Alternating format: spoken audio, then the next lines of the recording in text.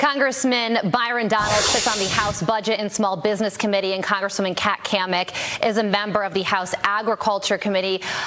Good morning to both of you. Congresswoman, I'll start with you. There's also this poll that shows that Americans have less emergency savings now than a year ago, which is interesting because a lot of Americans just had the most savings because of those pandemic stimulus checks, but it looks like all that money's drying up because of inflation. What are your thoughts on this issue that's affecting so many Americans? Well, look, I'll just say this. The number one issue is they don't have enough money to make ends meet. When gas is up, food is up, it cripples working families, it cripples seniors on fixed incomes. It's a disaster for their own personal budgets. And so it makes it incredibly difficult just to do the normal everyday things. That's what I hear every single day from constituents. It's a serious problem, and it didn't have to be this way if congressional Democrats had done the right thing and not just used the COVID vaccine crisis to just spend lots of money recklessly. Congresswoman, I want to focus on that statement from Brian Deese that, well, you know, we should be thankful that at least we're not facing famine. Is that the new standard for our country, for our great America under this White House? Hey, at least we're not 1980s Ethiopia?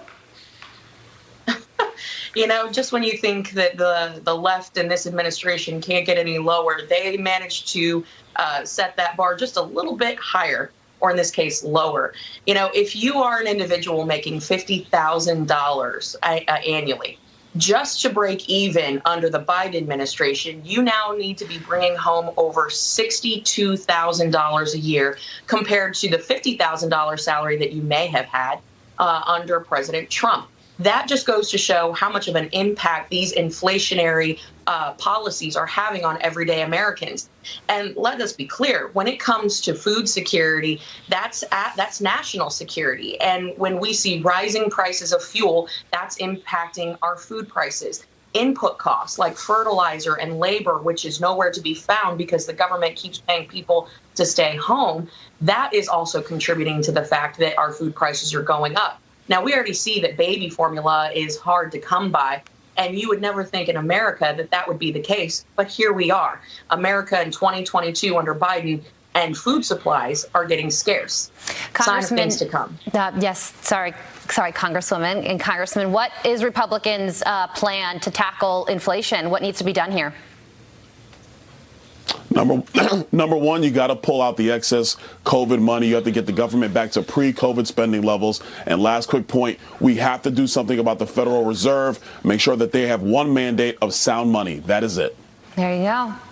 Todd, I think we are. I think we are ending the show here. Todd's dancing in the corner over there. Congressman Byron Donalds, Congresswoman Kat Cammack, thank you both so much for joining us. We appreciate it very much.